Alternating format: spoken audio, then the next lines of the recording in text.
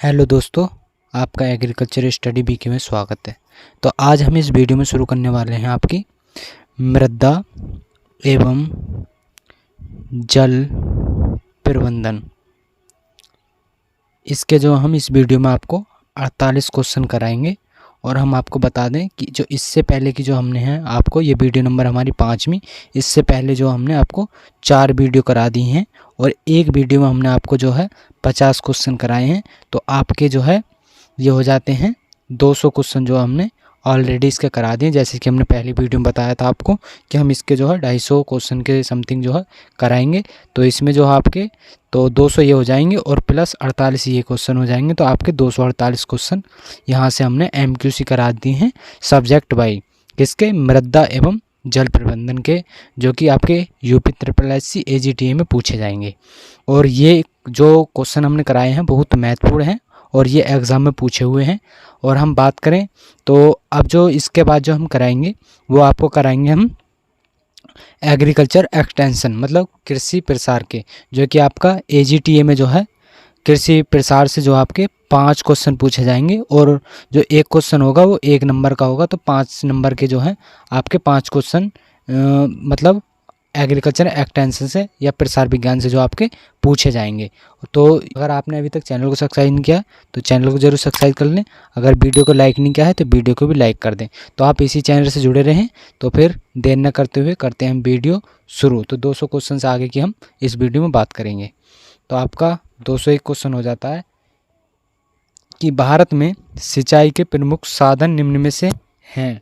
तो ऑप्शन में दिए हुए हैं नहर, कुआं, तालाब। तो इनमें से कौन से हैं? तो वो हो जाते हैं ऑप्शन नंबर डी इसका। तो इसमें जो है आपके भारत में सिंचाई के प्रमुख संसाधन मतलब साधन जैसे कि नहर, कुआं और नलकूप, तालाब आदि भारत में शुद्ध बोए गए 52% भूभाग के लिए मात्र 28% भाग पर ही सिंचित की पर्याप्त सुविधा है। मतलब जो शुद्ध बोया गया क्षेत्र है 52%, उसमें से जो 28% भाग है उस पर सिर्फ सिंचाई की सुविधा उपलब्ध है। तो आपसे यहाँ से क्वेश्चन पूछा जा सकता है कि कुल भारत में जो शुद्ध बोया गया क्षेत्रफल है उसमें 52% में से कितने पर शुद्ध जो सिंचाई की उपलब्धता है? तो वहाँ हो जाएगी आपकी 28%। तो इसका ऑप्शन डी आंसर सही है। अब बात करते हैं आगे 201 क्वेश्चन की। तो 201 क्वेश्चन हो जाता है आधुनिक सिंचाई प्रणाली के जनक की उपमा भारत में किसे प्रदान की जाती है? तो वो किसे प्रदान की जाती है? तो वो की जाती है मोक्ष गुम्मट, जो कि विश्व से श्रेय है उसके लिए जो ये की जाती है। तो सिंचाई प्रणाली के जनक की जो उपमा इनके लिए की जाती है। बात करें इसमें जो हम कुछ, इसका ऑप्शन नंबर ए से ही हो जाता। तो इसमें हो जाती है कि भारत की आधुनिक सिंचाई की जो प्रणाली के जनक हैं उनकी उपमा जो भारत के किससे, मोक्ष गुंडम, जो कि विश्व से जो श्रेय है उससे प्रदान की जाती है। अब इन्हें जो आधुनिक मैसूर का जो है निर्माता भी माना जाता है। तो इनके लिए जो है जो मैसूर का जो है निर्माण भी माना जाता है आधुनिक समय का। तो ऑप्शन नंबर इसका ए सही हो जाता है। बात करते हैं 203 क्वेश्चन की। तो 203 क्वेश्चन है भारत में कितनी मात्रा में भूजल उपलब्ध है? तो इसमें बताना है जो भारत में कितनी मात्रा में भूजल जो उपलब्ध है वो, तो वो हो जाता है आपका 447 बिलियन क्यूबिक मीटर में। ऑप्शन नंबर इसका सी सही हो जाता है। बात करें 2020 के अनुसार, तो 2020 के अनुसार कितना, 447 बिलियन क्यूबिक मीटर। और जबकि कुल वार्षिक भूजल पर जो है उपलब्धता कितनी है, 399 बिलियन क्यूबिक मीटर। तो अगर कुल वार्षिक की बात करें भूजल पर तो वो हो जाता है 399 बिलियन क्यूबिक मीटर। अगर 2020 में बात करें हम वार्षिक जो परिपूर्ण भूजल है उसकी बात करें तो वो हो जाता है 447 बिलियन क्यूबिक मीटर में। तो इसका ऑप्शन सी सही है। बात करते हैं आगे 204 क्वेश्चन की। तो 204 है स्वतंत्रता के बाद भारत में कुल सिंचाई क्षेत्र कितना गुना बढ़ा है? जो स्वतंत्रता के बाद जो है भारत में जो सिंचित क्षेत्र है वो कितने गुना बढ़ा है? तो वो आपका बढ़ा है 3 गुना। तो इसका ऑप्शन बी सही हो जाता है। अब इसका ऑप्शन में देख लेते हैं कुछ। भारत की स्वतंत्रता के बाद कृषि क्षेत्र के विकास को ध्यान में रखते हुए सिंचाई के क्षेत्र में काफ़ी काम किया गया है, जहां वर्ष 1951 में भारत की कुल सिंचित जो क्षेत्र वो 22.6 मिलियन हेक्टेयर था। तो 1951 में कितना था? तो वो था 22.6 मिलियन हेक्टेयर, जबकि अब लगभग 3 गुना बढ़ चुका है, तो 68.47 मिलियन हेक्टेयर हो चुका है। तो अब प्रेजेंट में कितना है? तो वो हो जाता है आपका 68.47 मिलियन मीटर में। तो ऑप्शन नंबर इसका सी सही है। अगर हमसे बात की जाए कि कुल सिंचाई क्षेत्रफल कितना था स्वतंत्रता से पहले, मतलब 1951 में, तो वो हो जाता 22.6 मिलियन हेक्टेयर। अब जो है 3 गुना बढ़कर कितना हो जाता है? 68.47। अब आगे बात करते हैं हम 205 की। 205 है कि देश के कुल सिंचित क्षेत्र में नहरों की भागीदारी है। तो देश के जो कुल सिंचित क्षेत्र हैं उसमें नहरों की कितनी भागीदारी है? तो उसमें आपकी 31.1% जो है नहर की भागीदारी है। अब इसमें जो है यहाँ पर भी यही है, और भारत में सिंचाई का प्रमुख साधन है नहर, जो है भारत में जो है सबसे ज़्यादा प्रयोग की जाती है, एकमात्र ये साधन हो जाता है। बात करते हैं आगे 206 क्वेश्चन की। तो 206 क्वेश्चन है कि किस प्रकार की सिंचाई परियोजनाओं द्वारा भारत में सर्वाधिक सिंचाई होती है? तो किस प्रकार की जो सिंचाइयाँ हैं उनमें परियोजनाओं द्वारा भारत में सर्वाधिक सिंचाई की जाती है? तो वो हो जाती है आपकी लघु सिंचाई योजनाओं के द्वारा जो है भारत में सबसे ज़्यादा जो है सिंचाइयाँ की जाती हैं। तो ऑप्शन नंबर इसका बी सही हो जाता है। तो बात करें ऑप्शन में, तो भारत में सर्वाधिक सिंचाई लघु सिंचाई परियोजनाओं द्वारा होता है। इस वर्ग में उन सिंचाई परियोजनाओं को भी शामिल किया जाता है जिनका कृषि योग्य क्षेत्र 2000 हेक्टेयर या उससे कम होता है। तो इस क्षेत्र जो लघु सिंचाई क्षेत्र है इसमें जो है उन कृषि योग्य क्षेत्र को भी शामिल कर लिया जाता है जिसमें जी 2000 हेक्टेयर या उससे कम जो है भूमि होती है, उसके लिए भी इसमें शामिल कर लिया जाता है। अब बात करें आगे 207 क्वेश्चन की। तो 207 क्वेश्चन है कि देश की सबसे लंबी नहर कौन सी है? तो देश की सबसे लंबी नहर हो जाती है आपकी इंदिरा गांधी नहर। ऑप्शन नंबर इसका सी सही हो जाएगा। तो इंदिरा गांधी नहर जो है सबसे लंबी नहर हो जाती है, और इसकी कुल लंबाई कितनी है? 649 किलोमीटर है। और इस नहर द्वारा जो है पंजाब, हरियाणा एवं राजस्थान को जो है सिंचाई की सुविधा प्राप्त होती है। तो जो इंदिरा गांधी नहर है इससे कौन कौन से राज्यों में? पंजाब में, हरियाणा में और राजस्थान में सिंचाई की सुविधा प्रदान की जाती है। बात करें आगे 208 क्वेश्चन की। तो 208 क्वेश्चन है कि केंद्रीय जल आयोग का मुख्यालय कहाँ है? जो केंद्रीय जल आयोग है उसका मुख्यालय कहाँ हो जाता है? तो नई दिल्ली में। ऑप्शन नंबर ए, केंद्रीय जल आयोग का मुख्यालय नई दिल्ली में है। इसकी स्थापना 1945 में की गई थी। तो केंद्रीय जल आयोग की स्थापना कहाँ की गई थी? 1945 में। आयोग कहाँ पर है? नई दिल्ली में इसका आयोग हो जाता है। बात करें आगे 209 क्वेश्चन की। तो 209 क्वेश्चन हो जाता है कि निम्नलिखित में से किस राज्य में शुद्ध बोए गए क्षेत्र का सर्वाधिक भाग सिंचित है? तो इसमें बताना है कि जो राज्य में शुद्ध बोया गया क्षेत्र है उसका सर्वाधिक जो भाग है वो किस सिंचित क्षेत्र में है? तो वो आता है आपका पंजाब में। तो शुद्ध बोया गया क्षेत्रफल कहाँ पर है? पंजाब में जो है सर्वाधिक आता है। ऑप्शन नंबर इसका ए सही हो जाता है। तो अब देख लेते हैं इसमें। तो पंजाब राज्य में शुद्ध बोए गए क्षेत्र का सर्वाधिक भाग सिंचित है, और यह शुद्ध बोए गए क्षेत्र का लगभग 80% भाग सिंचित है। और भारत में सर्वाधिक जो सिंचित क्षेत्रफल वाला राज्य है वो उत्तर प्रदेश हो जाता है। अब भारत में जो है सर्वाधिक सिंचित जो कि सिंचित क्षेत्र वाला राज्य कौन सा हो जाता है? उत्तर प्रदेश। अब बात करते हैं आगे 210 क्वेश्चन की।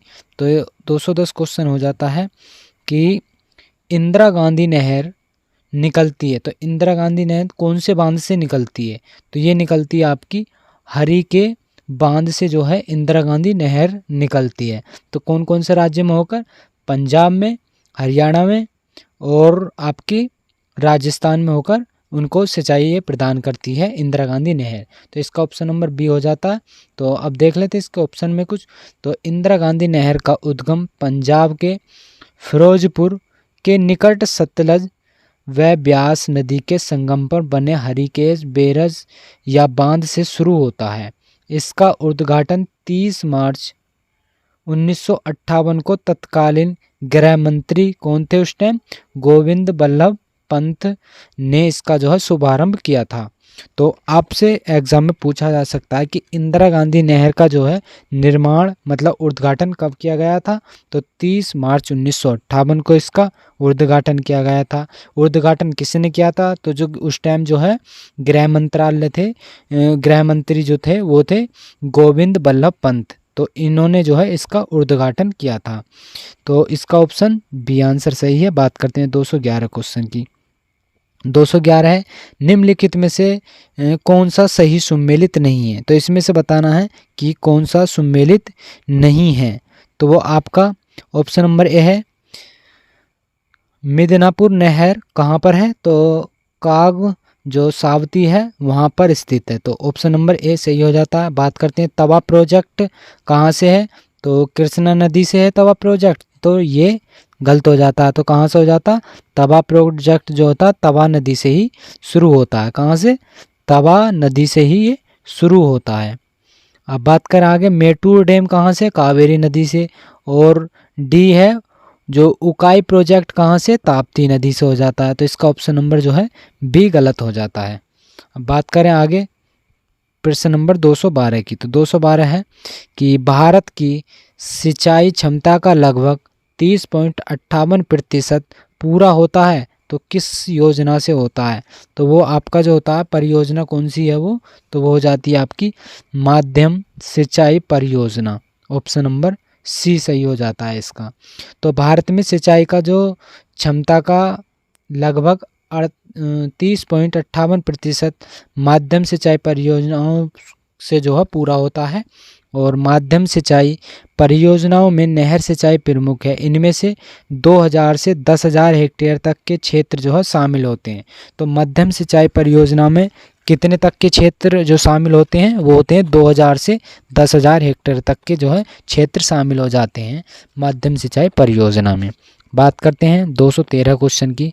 तो 213 क्वेश्चन है कि भारत के किस क्षेत्र में अत्यधिक असिंचित खेती की जाती है, तो भारत के जो है किस क्षेत्र में अत्यधिक असिंचित खेती की जाती है, तो वो आपकी खेती की जाती है दक्कन के जो पठार हैं वहाँ पर जो है असिंचित जो खेती की जाती है और यहाँ पर सबसे अधिक की जाती है।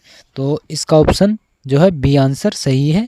तो दक्कन जो पठारी क्षेत्र है वहाँ पर सर्वाधिक असिंचित खेती की जाती है। बात करते हैं आगे 214 क्वेश्चन की। तो 214 क्वेश्चन हो जाता है, इसे थोड़ा जूम आउट कर लेते हैं। तो इसमें जो हम बात करेंगे, नीचे दो वक्तव्य दिए गए हैं, ए को कथन ए तथा दूसरे को कारण आर कहा गया।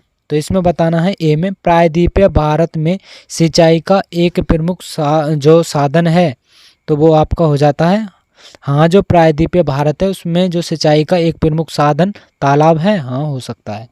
बात करते हैं प्रायद्वीपीय, और प्रायद्वीपीय क्षेत्रों की जो अधिकांश नदियाँ मौसमी के हैं, तो वो आपकी क्या हो सकती हैं, तो इसमें प्रायद्वीपीय क्षेत्र के अधिकांश से नदियाँ जो मौसमी हो सकती हैं, तो नहीं। ऑप्शन में देख लें तो ए और आर दोनों सही हैं। ए आर की जो सही व्याख्या करता है, मतलब ए जो है आर की सही व्याख्या करता है तो सही करता है, क्योंकि प्रायद्वीपीय क्षेत्रों में जो अधिकांश नदियाँ जो होती हैं उनकी मौसमी होती है। तो ये ऑप्शन नंबर इसका ए ही सही हो जाता है। अब बात करें आगे, तो इसमें जो कुछ दिया हुआ है आप देख सकते हैं यहाँ पर, प्रायद्वीपीय भारत में सिंचाई का एक प्रमुख साधन तालाब है, क्योंकि यो इस क्षेत्र की अधिकांश नदियां मौसमी होती हैं। वर्षा के बाद इन नदियों में जल की मात्रा काफ़ी कम हो जाती है, तो इसलिए होती है। ऑप्शन नंबर इसका 214 का ए था। अब बात करते हैं 215 की।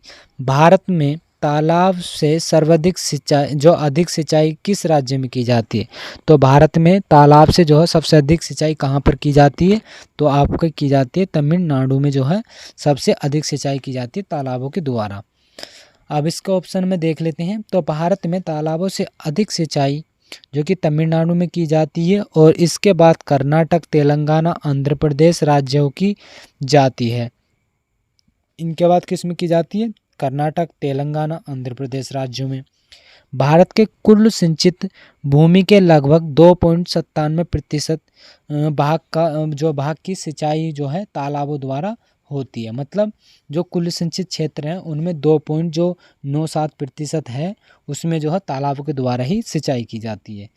तो अब बात करते हैं 216 क्वेश्चन की। तो 216 क्वेश्चन है कि ड्रिप सिंचाई विधि की खोज किस देश द्वारा की गई थी? तो जो ड्रिप सिंचाई है वो किसके द्वारा? इजराइल के द्वारा।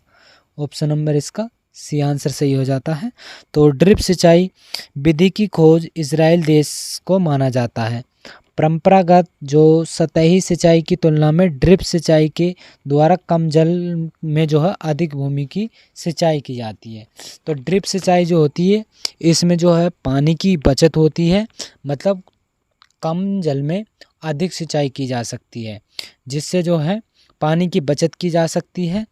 और जो सतही से पानी दिया जाता है उसमें पानी की हाथ जो है सबसे ज़्यादा होती है, इसमें पानी की बचत होती है।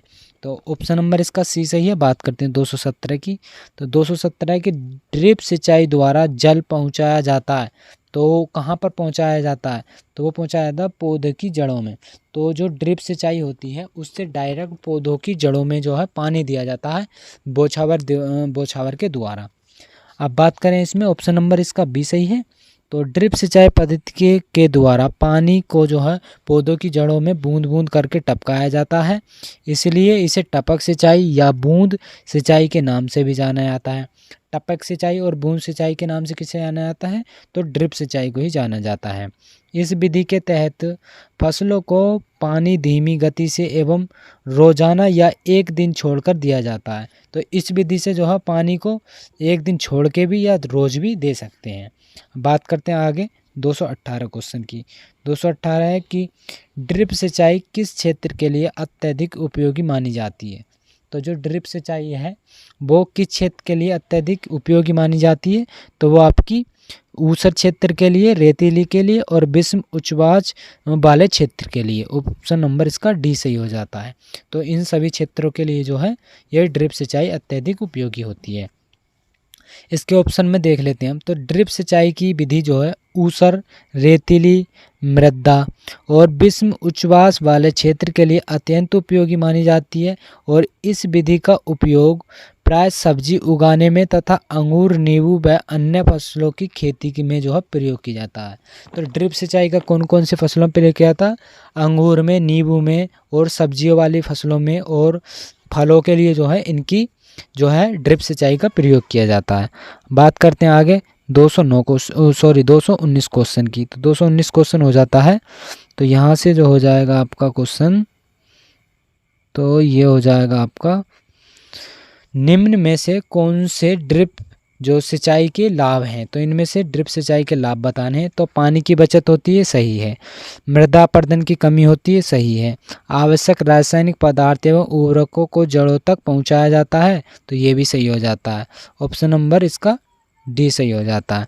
तो इसके कुछ नीचे लाभ दिए हुए हैं उन्हें देख लेते हैं। तो ड्रिप सिंचाई के पेड़ पौधों को जो है नियमित जरूरी जो मात्राओं में पानी मिलता रहता है तथा पानी की बचत होती है और इस पद्धति से जो है सिंचाई के कारण खरपतवारों की समस्या उत्पन्न नहीं होती और मृदा अपरदन में भी कमी हो जाती है।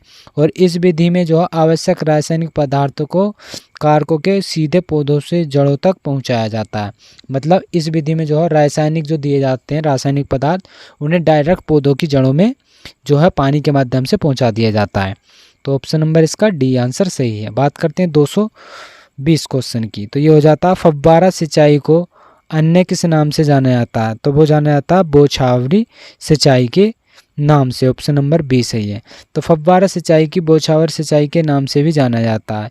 इसमें सिंचाई जल को पंप करके पाइपों की सहायता से सिंचाई स्थल तक ले जाया जाता है। मतलब इसमें जो है जल को पंप करके पाइपों की सहायता से जो है सिंचाई स्थल तक इसे ले जाया जाता है, तो इसे बौछावर सिंचाई कहते हैं। बात करते हैं 222 क्वेश्चन की, तो 221 क्वेश्चन की। तो 221 क्वेश्चन है कि फव्वारा विधि से सिंचाई में लगभग कितने प्रतिशत जल की बचत होती है। तो इससे कितने जल की बचत हो जाती है, तो 30 से 70% जो है जल की बचत हो जाती है फव्वारा विधि से। तो फव्वारा सिंचाई विधि से सिंचाई में लगभग 30 से 70% जो है जल की बचत हो जाती है। और सिंचाई की इस विधि में जो है कवक नाशी तथा उर्वरकों का प्रयोग सुगमता से किया जा सकता है। इस विधि में जो है हम कवकनाशी या जो कि उर्वरक हैं उनका प्रयोग हम इसमें जो है अच्छी प्रकार से कर सकते हैं। तो ऑप्शन नंबर इसका सी सही हो जाएगा। बात करते हैं 222 क्वेश्चन की। तो 222 क्वेश्चन है कि किस प्रकार की सिंचाई में मेड़ तथा नालियों की आवश्यकता नहीं होती। तो किस सिंचाई में नहीं होती, तो वो आपकी फव्वारा सिंचाई में जो है इनकी आवश्यकता नहीं होती है। तो ऑप्शन इसका सी सही हो जाता है। तो फव्वारा सिंचाई में नाली और मेड़े बनाने तथा उसके रख रखाव की आवश्यकता नहीं होती, क्योंकि इस विधि में पानी को जो है पाइपों की सहायता से सिंचाई स्थल तक ले जाया जाता है। तो किस लिए ज़रूरत नहीं होती क्यारियों की, क्योंकि इसमें जो है पानी को जो है पाइपों की सहायता से सिंचाई के स्थल तक ले जाया जाता है, जिसके लिए उनके लिए क्यारी और मेड़ों की आवश्यकता नहीं होती है। अब बात करें आगे 223 क्वेश्चन की। 23 है कि सतही सिंचाई के लाभ क्या हैं। तो सतही सिंचाई जो होती है उसके लाभ क्या हो जाते हैं। फसलों की पैदावार में वृद्धि हो जाती है। उर्वरक जो कि उर्वरक उपयोग की दक्षता में वृद्धि हो जाती है। तो इसका ऑप्शन नंबर सी आंसर हो जाएगा। ए और बी दोनों हैं। तो भारत में अधिकतर कृषि योग्य क्षेत्रों में सतही सिंचाई होती है। सतही सिंचाई में फसलों की पैदावार में बढ़ोतरी होती है और उर्वरक जो कि उपयोग की दक्षता में भी वृद्धि हो जाती है। तो अब बात करें हम 224 क्वेश्चन की। तो 224 क्वेश्चन हो जाता है कि किस प्रकार की सिंचाई से मृदा में लवणीय की समस्या बढ़ती है। तो किस प्रकार की सिंचाई में मृदा में जो है लवणीय की मात्रा बढ़ जाती है। तो ये बढ़ जाती है आपकी सतही सिंचाई से। अगर हम सतही सिंचाई हम करते हैं खेत में, तो उससे जो है जो लवणीय होती है लवणों की मात्रा बढ़ जाती है, जिससे कि मृदाओं की जो मृदा होती है उनकी उर्वरी सकता होती है वो नष्ट हो जाती है। तो ऑप्शन नंबर इसका सी सही है। तो सतही जो कि सिंचाई से मृदाओं में लवणताओं की समस्या बढ़ती है, क्योंकि इस सिंचाई प्रणाली में जो है खेत उपयुक्त रूप से जो तैयार नहीं होते और इससे अधिकतर जल का वाष्पीकरण तेजी से होता है। बात करें आगे 225 क्वेश्चन की। तो 225 क्वेश्चन है किस विधि द्वारा प्राकृतिक वर्षा की तरह सिंचाई की जाती है। तो वो किसके द्वारा की जाती है, रेन गर्म के द्वारा, तकनीकी के द्वारा जो है। तो इसके द्वारा जो प्राकृतिक वर्षा होती है उसकी तरह सिंचाई की जाती है। ऑप्शन नंबर इसका ए सही हो जाता है। तो रेगन तकनीकी के द्वारा 20 से 60 मीटर की दूरी तक प्राकृतिक वर्षा की तरह सिंचाई की जाती है। इसमें कम पानी से अधिक क्षेत्र की सिंचाई की जा सकती है। सिंचाई के अन्य साधनों की अपेक्षा इस माध्यम से आधे से भी कम समय एवं पानी से खेतों की सिंचाई की जा सकती है। तो इससे जो है कम समय में जो है और कम पानी से अधिक सिंचाई की जा सकती है। तो ये आपका 225 का ए हो जाता है। अब बात करते हैं हम 226 क्वेश्चन की। तो 226 क्वेश्चन शुरू करने से पहले अगर आपने अभी तक वीडियो को लाइक नहीं किया है तो एक बार वीडियो को लाइक ज़रूर कर दें, और वीडियो को तो लाइक कर दिया ही करें, और इस वीडियो को अपने दोस्तों में भी शेयर ज़रूर कर दें, जिससे आपके दोस्तों को भी हेल्प मिल सके। और अभी तक जिन्होंने हमारे चैनल को सब्सक्राइब नहीं किया है वो चैनल को ज़रूर सब्सक्राइब कर लें, और इस वीडियो के जो आपका बेल आइकन है उसे भी दबा लें, जिससे आने वाली वीडियो का नोटिफिकेशन आप तक पहुंच सके।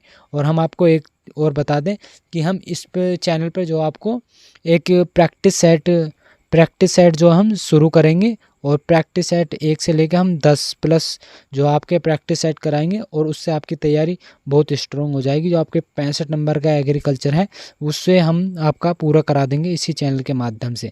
तो आपने अगर चैनल को सब्सक्राइब नहीं किया है तो चैनल को जरूर सब्सक्राइब कर लें। बात करते हैं हम 226 क्वेश्चन की। तो किस विधि में जल के साथ उर्वरकों को मिलाकर सिंचाई की जाती है। तो किस विधि में जो है उर्वरकों को जो मिलाया जाता है फिर उसकी सिंचाई की जाती है, तो वो कौन सी विधि है? तो वो आपकी विधि हो जाती है फर्टिगेशन। फर्टिगेशन विधि द्वारा जो है उर्वरकों को मिला लेंगे और फिर सिंचाई कर देंगे। तो फर्टिगेशन विधि के द्वारा जल के साथ उर्वरकों को भी मिलाकर सिंचाई की जाती है। इस विधि में सिंचाई होने से जल एवं उर्वरक दोनों का इष्टतम उपयोग होता है और इसमें वैसे उर्वरक को उपयोग में लाया जाता है जो कि पूर्णतः जो घुलनशील और जल में जो है अभिक्रिया विहीन होता है। मतलब इसमें जो है फर्टिगेशन में ऐसे उर्वरकों को मिलाया जाता है जो कि पानी में एकदम घुलनशील हो और वो अभिक्रिया हो, एकदम अभिक्रिया कर जाएं, तो उनके लिए जो इस्तेमाल किया जाता है। तो इसका 226 का आंसर हो जाता है आपका बी। बात करते हैं आगे 227 क्वेश्चन की। 227 क्वेश्चन है कि कुंड सिंचाई किस प्रकार की फसलों के लिए उपयुक्त मानी जाती है? तो वो किसके लिए? तो वो मानी जाती है आपकी तंबाकू, आलू, कपास। ऑप्शन नंबर आपका डी आंसर हो जाता है इसका। तो कुंड सिंचाई जो है आपकी कुंड सिंचाई जो होती है उन फसलों के लिए, जैसे कुंड सिंचाई ऐसे होती है कि यहाँ एक ये कतार हो जाती है हमारी, एक ये कतार हो जाती है, एक ये कतार हो जाती है। तो यहाँ पर हमने फसल लगा दी, ये फसल लगा दी, ये फसल लगा दी और यहाँ पर जो है ये कूण हो जाएंगे, कूण हो जाएंगे। इसी तरह से यहाँ पे हमारी फसल हो जाएगी और यहाँ पे फिर कूण बन जाएंगे। तो इसी तरह से कूण विधि होती है। तो इसमें जो है जो कतारों या पंक्तियों में बोई जाती हैं, जिसमें बुवाई के समय अथवा बाद में मेड़ बना ली जाती है। मतलब या तो सिंचाई से पहले या तो बुवाई से पहले मेड़ बना दी जाएंगी या बुवाई के बाद में भी। जैसे मक्का, कपास, तंबाकू, बैंगन, टमाटर, गन्ना, आलू इत्यादि फसलों में जो है कुंड सिंचाई द्वारा कुंड सिंचाई की जाती है। बात करते हैं आगे 228 क्वेश्चन की। 228 हो जाता है कि पौधों की जड़ों में और उसके आसपास प्रत्येक 10 ग्राम मिट्टी में कितनी जीवाणु कोशिकाएं निवास करती हैं? जो कि पौधों की जड़ होती है और उसके आसपास का जो क्षेत्र होता है उसके 10 ग्राम मिट्टी में जो है कितनी जीवाणु कोशिकाएं निवास करती हैं? तो उसमें करती हैं आपकी अरबों संख्याओं में जो है उसके जो 10 ग्राम मिट्टी होती है उसमें जीवाणु कोशिकाओं की संख्या मिल जाती है। तो ऑप्शन नंबर इसका सी हो जाएगा।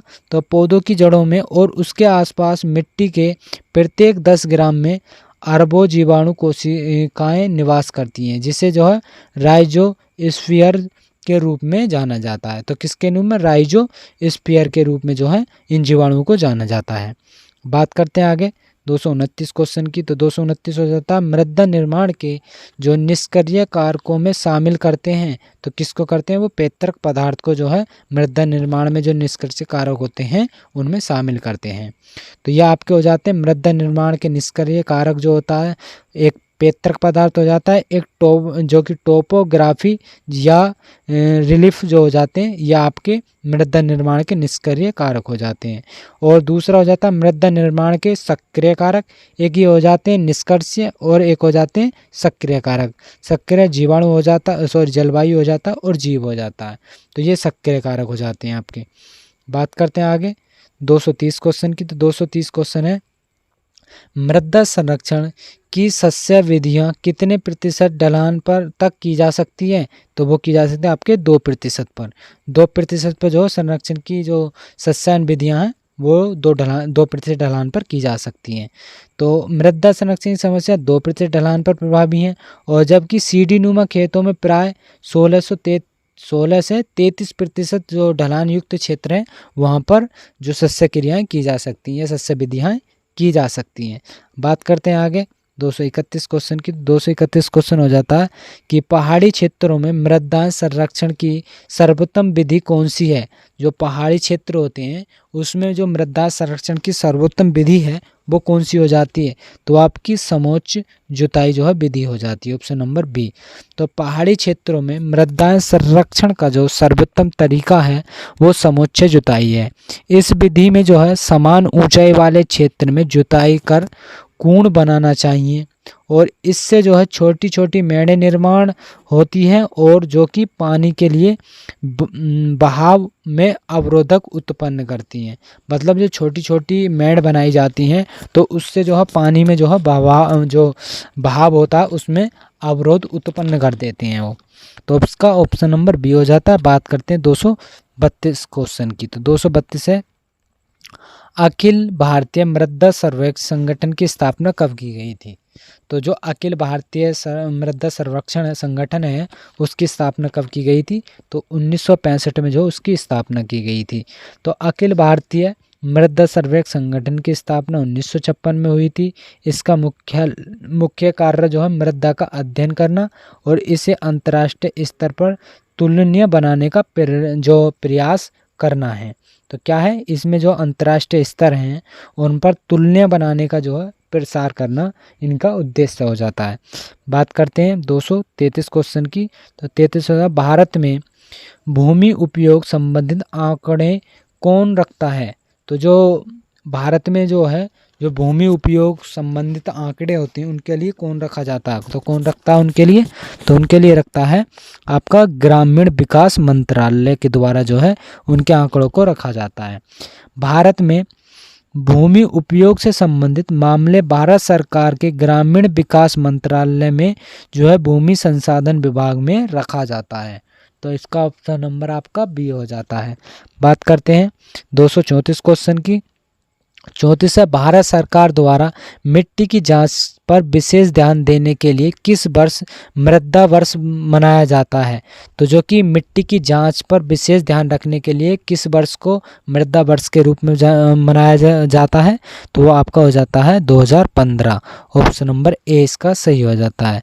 तो प्रधानमंत्री जो कि सॉयल हेल्थ कार्ड योजना के द्वारा जो है किसके? प्रधानमंत्री सॉयल हेल्थ कार्ड योजना के द्वारा जो है 2015 में इसे मृदा वर्ष के रूप में मनाया जाता है। 235 की बात करते हैं। तो जल निकास की विधि कौन सी नहीं है?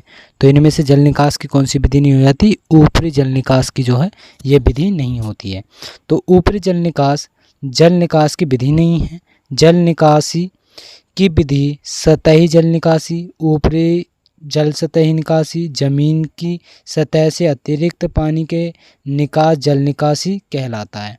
तो ऑप्शन नंबर इसका सी हो जाता है। बात करते हैं 236 क्वेश्चन की। तो 36 है, मौल जल निकास किसे कहा जाता है? तो मौल जल निकास किसे कहा जाता है? नालियों के माध्यम से जो निकास की जाता है, मतलब जो नालियों के माध्यम से जल को निकाला जाता है उसे मौल जल निकास कहा जाता है। तो ऑप्शन नंबर इसका ए सही हो जाता है। ऑप्शन में देख लेते हैं इसके। तो अब कुछ भूमि सतह पर इच्छित गहराई में अतिरिक्त जल को निकालने के लिए बेलनाकार नालियां प्रयोग में लाई जाती हैं। इन नालियों द्वारा होने वाले जल निकास को मौल जल निकास कहा जाता है। तो जो नालियां होती हैं उनके द्वारा जल निकालने को जो है मौल जल निकास कहा जाता है।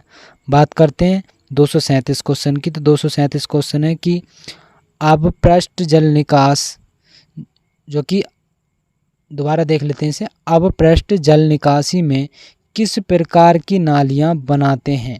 तो किस प्रकार की नालियां बनाते हैं? तो स्थायी नालियां, अस्थायी नालियां या कट आउट नालियां? तो ऑप्शन नंबर इसका डी हो जाता है। सारे मतलब हर तरह की नालियां बना ली जाती हैं। तो पृष्ठीय जल निकास के अंतर्गत 3 प्रकार की नालियां बनाई जाती हैं। ये स्थायी नालियां, अस्थायी नालियां और कट आउट नालियां। और प्रश्न के जो उपरोक्त हो जाते हैं वो सभी यहाँ पर सही हो जाती हैं। तो तीनों इसके प्रकार सही हैं। बात करते हैं 238 क्वेश्चन की। तो 238 है कि पृष्ठीय जल निकास की निम्नलिखित विधियाँ जो प्रचलित हैं वो कौन सी हो जाती हैं? तो खपरेल जल निकास हो जाता है, छिद्र युक्त पाइप जल निकास हो जाता है, पत्थर युक्त जल निकास हो जाता है। तो ऑप्शन नंबर इसका डी सही हो जाता है। यहाँ पर भी ये सब दिए हुए हैं, आप देख लेंगे। जैसे कि खपरेल जल निकास, मौल जल निकास, छिद्र युक्त पाइप जल निकास, पत्थर जल युक्त निकास। और इस विधि में जो कृषि भूमि नष्ट नहीं होती हैं तथा नालियों में जो कृषि कार्यों के लिए किसी प्रकार की बाधाएं नहीं पहुंचती हैं। बात करते हैं 239 क्वेश्चन की। तो ये है 239 क्वेश्चन की बात करें तो 239 हो जाता है कि विश्व का सबसे बड़ा वाटर सेट मैनेजमेंट है वो कार्यक्रम किस देश ने चलाया था? तो वो आपका चीन ने चलाया था water set management. Water set कहते किसे हैं?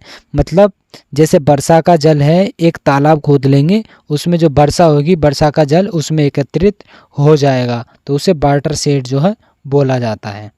बात करें इसमें तो विश्व का सबसे बड़ा वाटरशेड मेजरमेंट चीन ने चलाया था। भारत का एकीकृत जो वाटरशेड विकास कार्यक्रम है वो विश्व में दूसरे स्थान पर आता है। तो भारत कौन से पर आता है? तो दूसरे पर आता है। ऑप्शन नंबर इसका बी आंसर सही हो जाता है। बात करते हैं 240 क्वेश्चन की। तो 240 है कि सर्वप्रथम भारत के किस राज्य ने घरों में जल संचयन संरचनाओं को अनिवार्य बनाया था? तो भारत में जो है किस राज्य ने जो है घरों में जल संचयन का जो संरचना है वो अनिवार्य बनाया था? तो वो आपका तमिलनाडु ने जो है घरों में जल को जो है संचय करने का सबसे पहले मतलब उनका अनिवार्य सोचा था। तो इसमें जो ऑप्शन नंबर ए हो जाएगा। तमिलनाडु ने सबसे पहले घरों में जल संचयन और संरचनाओं का अनिवार्य बनाया था। वहाँ पर जो है जल संचय के लिए कोई संरचना बनाए बिना भवन निर्माण नहीं किया जा सकता था। मतलब तमिलनाडु में जो है वहाँ पर जब तक जल संचय की कोई प्रक्रिया नहीं होगी वहाँ पर जब तक कोई भवन का निर्माण नहीं किया जा सकता था। बात करते हैं 241 क्वेश्चन की। तो 241 है कि भारत में वाटरशेड जो मैनेजमेंट है उसकी शुरुआत कब की गई थी? तो उसकी शुरुआत 1970 के दशक में जो है उसकी शुरुआत की गई थी। ऑप्शन नंबर 20 का आंसर सही होता है।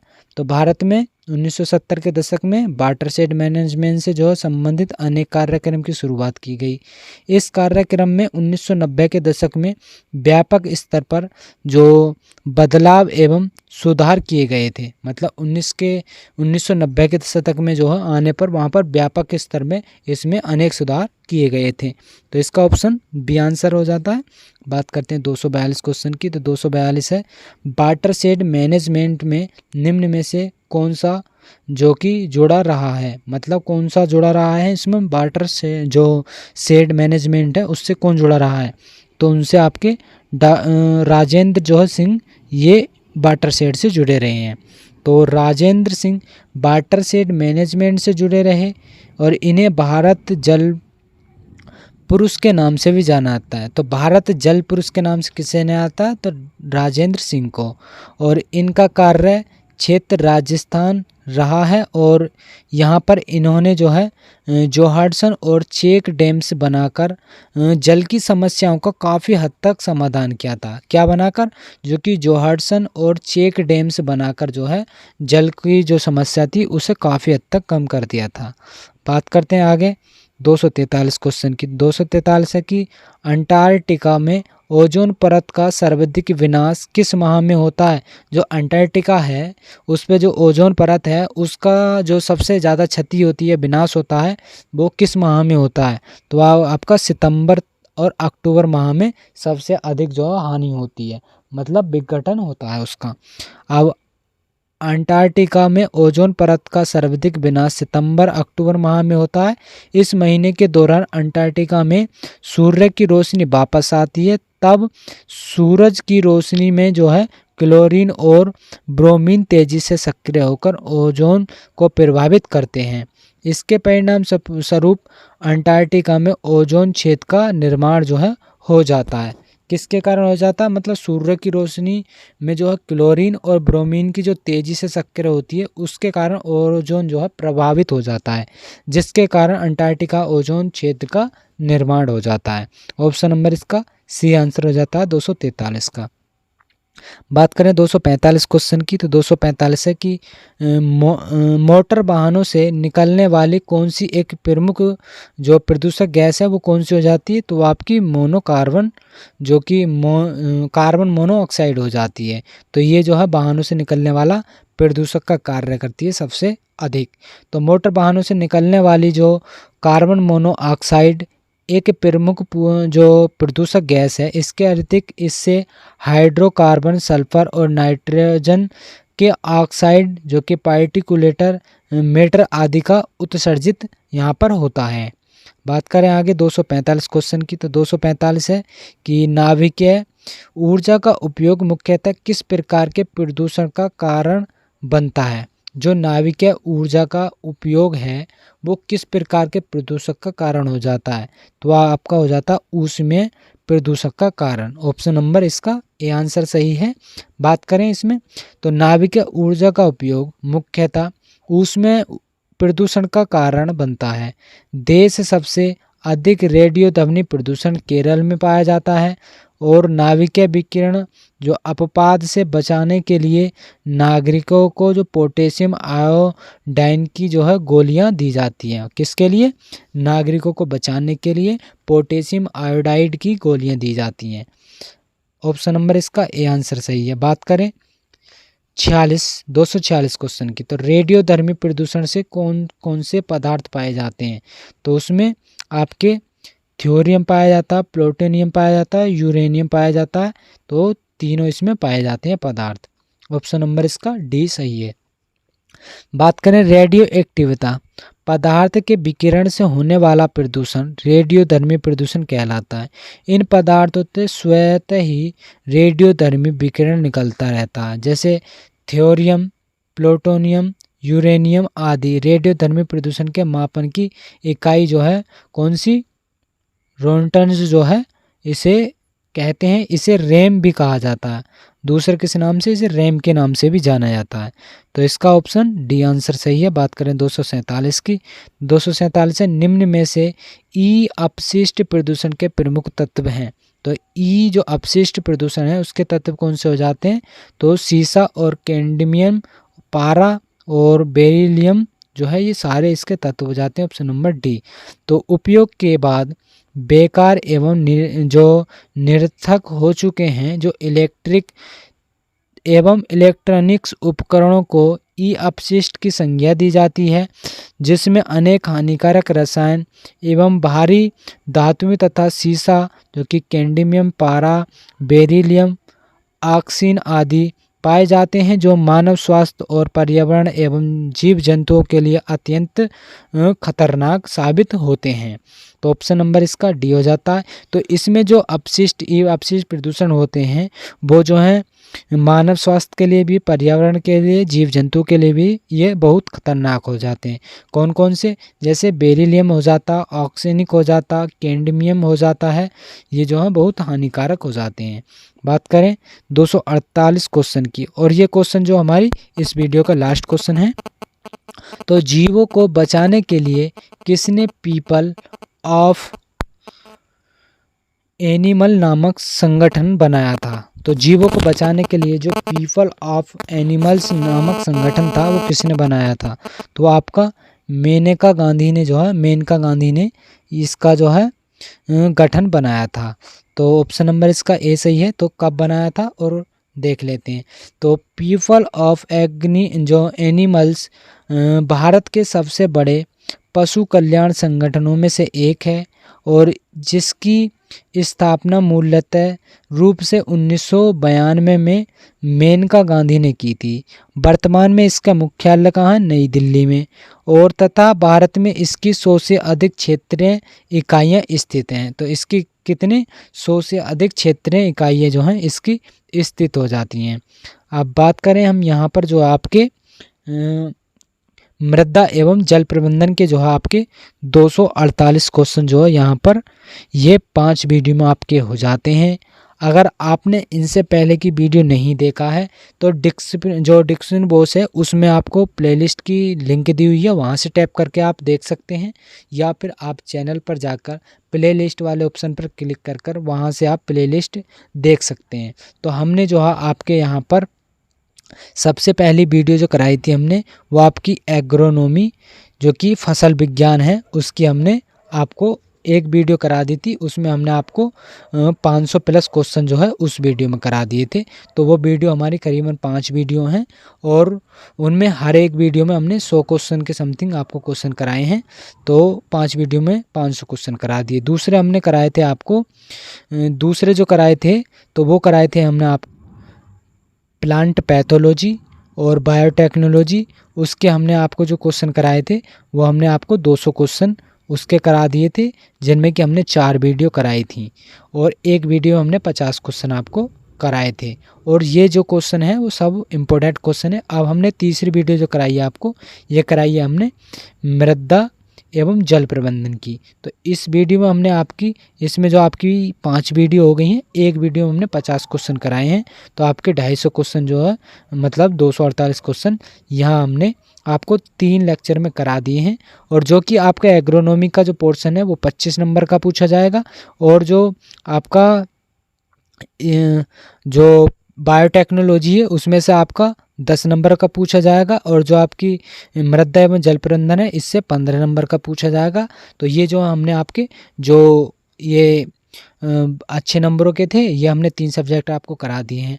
इनकी प्लेलिस्ट बनी हुई है, आप प्लेलिस्ट पर जाकर वहाँ से चेक करके आप देख सकते हैं। अब जो हम अगली जो नेक्स्ट वीडियो कराएंगे हम उसमें कराएंगे आपको एग्रीकल्चर जो एक्सटेंशन है, एक्सटेंशन की जो हम आपको 175 क्वेश्चन जो हम यहाँ पर इसी चैनल पर करा देंगे। उसकी प्लेलिस्ट आपको बनी हुई मिल जाएगी, आप देख सकते हैं। और उसके बाद जो हम आपको कराएंगे पशुपालन, और उसके बाद आपका जो है संपूर्ण पूरा हो जाएगा। उसके बाद जो हम आपको यहाँ पर प्रैक्टिस सेट कराएंगे, प्रैक्टिस सेट के माध्यम से आप अपनी तैयारी अच्छी तरीके से कर सकते हैं। तो फिर अगर आपने इस चैनल को सब्सक्राइब नहीं किया है तो चैनल को ज़रूर सब्सक्राइब कर दें। अगर वीडियो को लाइक नहीं किया है तो वीडियो को भी लाइक ज़रूर कर दें, और इस चैनल को अपने दोस्तों में ज़्यादा से ज़्यादा शेयर करें। तो फिर इसी तरह से हम मिलेंगे अगली नेक्स्ट वीडियो में। तो वो वीडियो हमारी कौन सी आएगी, वो आएगी आपकी प्रसार विज्ञान की या एग्रीकल्चर एक्सटेंशन की। तो फिर मिलते हैं आगे।